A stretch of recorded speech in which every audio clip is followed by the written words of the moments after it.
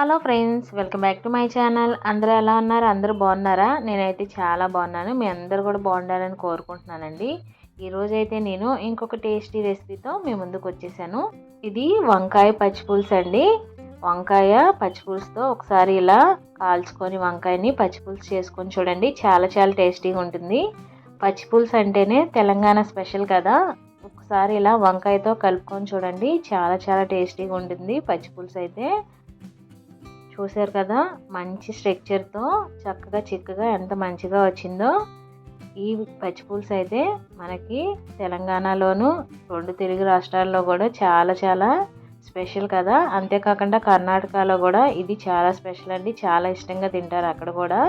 ఆంధ్ర తెలంగాణ కాకుండా కర్ణాటకలో కూడా చాలా ఇష్టం ఈ పచ్చిపులుసు అంటే. నేనైతే ఇలా ఒక పెద్ద వంకాయనైతే తీసుకున్నానండి.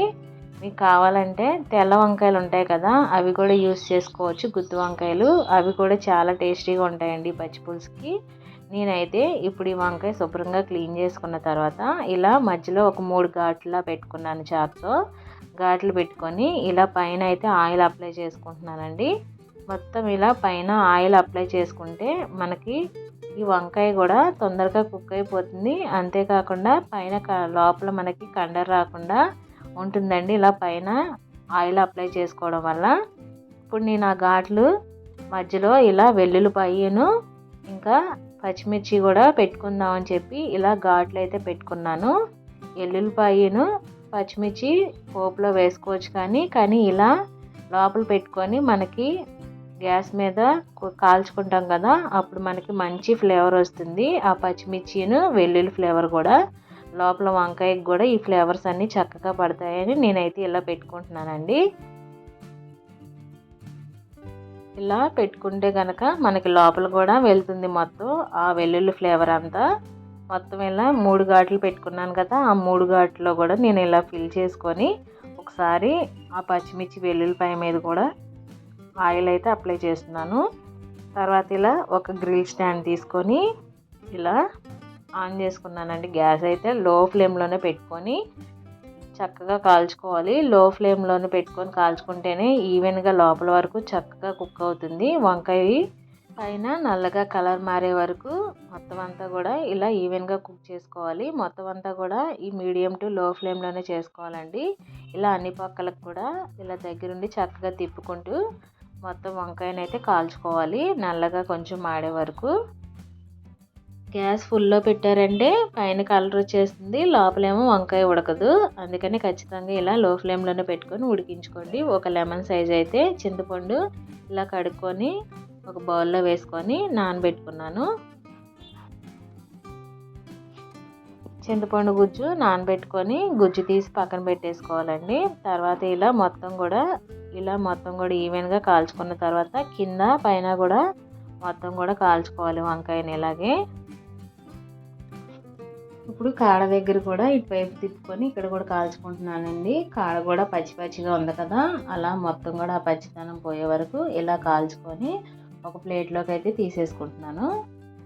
ఇప్పుడు అదే గ్రిల్ స్టాండ్ మీద ఒక 3 ఎండుమిరపకాయలు తీసుకొని మొత్తం కొంచెం స్మోకీ ఫ్లేవర్ వచ్చే వరకు ఇలా అయితే ఫ్రై చేసుకుంటున్నానండి.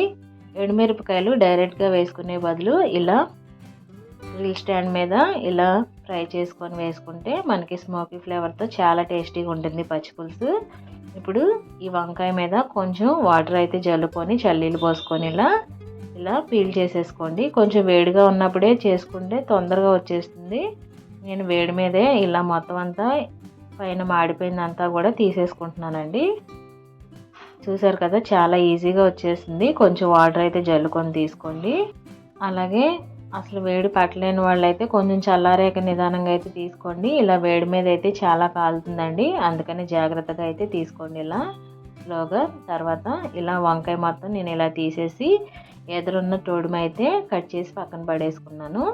తర్వాత ఆ పచ్చిమిర్చి వెల్లుల్లి రబ్బలు వేసుకున్నాం కదా అవి. తర్వాత ఇలా వంకాయను కూడా వేసుకొని ఒక బౌల్లో వేసుకొని ఇలా మ్యాష్ చేసుకుంటున్నానండి. మ్యాషర్ తీసుకొని కొంచెం పెద్ద దాంట్లో వేసుకోండి.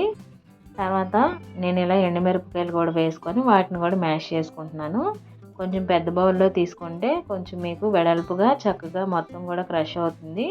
నేను చిన్న బౌల్ తీసుకున్నానని ఆ చిన్న బౌల్ని ఇప్పుడు వేరొక దాంట్లోకి అయితే ట్రాన్స్ఫర్ చేసుకుంటున్నాను. నాకు ఇరుగ్గా ఉందని. మీరు మాత్రం పెద్ద బౌల్లో తీసుకొని ఇలా క్రష్ చేసుకోండి. అప్పుడు ఈజీగా మొత్తం అంతా కూడా స్మూత్గా పేస్ట్ అయిపోతుంది. చూసారు కదా, మొత్తం ఇలా ఎక్కడ ముక్కలు లేకుండా మొత్తం అంతా ఇలా క్రష్ చేసేసుకోవాలి. ఇప్పుడు నేను ఆల్రెడీ ఉల్లిపాయ ముక్కలు కట్ చేసి పెట్టుకున్నాను సన్నగా. ఉల్లిపాయ ముక్కలు, తర్వాత ఒక 2 పచ్చిమిర్చి కూడా వేసుకుంటున్నాను. తర్వాత కొంచెం కరివేపాకు, తర్వాత కొంచెం కొత్తిమీర కూడా వేసుకొని ఒకసారి పసుపును అలాగే ఉప్పు కూడా వేసుకోవాలి. క్రిస్టల్ సాల్టే వేసుకోండి, అదైతేనే టేస్టీగా ఉంటుంది. కరెక్ట్గా ఉప్పు సరిపోతుంది మనకి. ఈ పచ్చి పులుసుని మనం ఖచ్చితంగా ఇలా చేతులతోనే కలుపుకొని పెట్టుకోవాలండి, లేదంటే మనకి మొత్తం అంతా క్రష్ అవ్వదు. పచ్చి పులుసుకి చేతితో కలుపుకుంటేనే ఆ రుచి వేరుగా ఉంటుంది. మొత్తం ఫ్లేవర్స్ అన్నీ చక్కగా పడతాయి. ఇప్పుడు చింతపండు గుజ్జును కూడా వేసుకుంటున్నాను నేను. మీకు క్వాంటిటీ తగ్గట్టు మీరు యాడ్ చేసుకోండి, ఇంట్లో ఉన్న మనుషులను బట్టి. నేనైతే ఇలా కొంచెం చిక్కగానే చేసుకుంటున్నాను. చిక్కగా వద్దని అనుకునే వాళ్ళు ఇంకొంచెం వాటర్ పోసుకొని పలుచగా చేసుకోండి. ఇప్పుడు పోపు పెట్టేసుకుంటున్నాను. ఒక ప్యాన్ తీసుకొని ఆ ప్యాన్లో ఆయిల్ అయితే వేసుకుంటున్నానండి. ఆయిల్ వేసుకొని పోపు దినుసులు వేసుకుంటున్నా. శనగపప్పు, మినపప్పు, ఆవాలు, కొంచెం జీలకర్ర కూడా వేసుకుంటున్నాను. తర్వాత కరివేపాకు కూడా వేసుకుంటున్నానండి. కొత్తిమీర, తర్వాత ఒక 2 ఎండుమిర్చి వేసుకొని కొంచెం ఇంగువ కూడా వేసుకుంటున్నాను. తర్వాత మీకు కావాలంటే ఇందులో వెల్లుల్లి రబ్బలు కూడా వేసుకోండి. నేను అందులో వేసానని ఇక్కడైతే వేయలేదు పోపు. అక్కడ వేయని వాళ్ళు ఇక్కడ పోపులో వేసుకోండి. లాస్ట్లో ఫైనల్గా కొంచెం ఇలా అయితే మెంతిపొడి కూడా వేసుకోండి ఖచ్చితంగా. అలాగే కొంచెం బెల్లం కూడా వేసుకుంటే చాలా చాలా టేస్టీగా ఉంటుంది పచ్చి పులుసు అయితే. మర్చిపోకుండా ఈ 2 ఐటమ్స్ అయితే వేసుకొని పోపుని ఇలా దీంట్లోకి అయితే ట్రాన్స్ఫర్ చేసేసుకున్నాను నేను. ఇప్పుడు మొత్తం ఒకసారి మిక్స్ చేసేసుకుందాం మొత్తం పోపు అంతా కూడా. అంతేనండి, ఎంతో టేస్టీగా ఉండే పచ్చి పులుసు అయితే రెడీ అయిపోయింది, చూసారు కదా. ఇప్పుడు ఈ పచ్చి పులుసుని నేను వేరొక బౌల్లోకి తీసుకొని సర్వ్ చేసేసుకుంటున్నాను. అక్కడక్కడ ఉల్లిపాయ ముక్కలు తగులుతూ చాలా అంటే చాలా టేస్టీగా ఉంటుందండి. వెల్లుల్లిపాయలు నేను కొంచెం ఎక్కువే వేసుకున్నాను. మా పిల్లలు చాలా ఇష్టంగా తింటారు వెల్లుల్లిపాయలు, అందుకని నేనైతే వేసుకున్నానండి ఎక్కువగానే. వెల్లుల్లిపాయలు మనకి యాంటీబయాటిక్గా కూడా యూజ్ అవుతాయి, అందుకని వెల్లుల్లిపాయలు ఎంత ఎక్కువ తింటే అంత మంచిది. ఇప్పుడు చూసారు కదా, నేనైతే ఇలా సర్వ్ చేసేసుకుంటున్నాను. వేడివేడి అన్నంలో ఈ పచ్చి పులుసు వేసుకొని తిన్నామంటే ఎంత టేస్టీగా ఉంటుందో అసలు తినే వాళ్ళకి ముందే తెలిసి ఈ టేస్ట్. ఇలా అయితే మొత్తం నేను వేడివేడి అన్నంలో వేసుకొని సర్వ్ చేసేసుకుంటున్నాను. మీలో ఎవరైనా ఫస్ట్ టైం నా ఛానల్ చూస్తున్నట్టయితే ప్లీజ్ లైక్ చేసి సబ్స్క్రైబ్.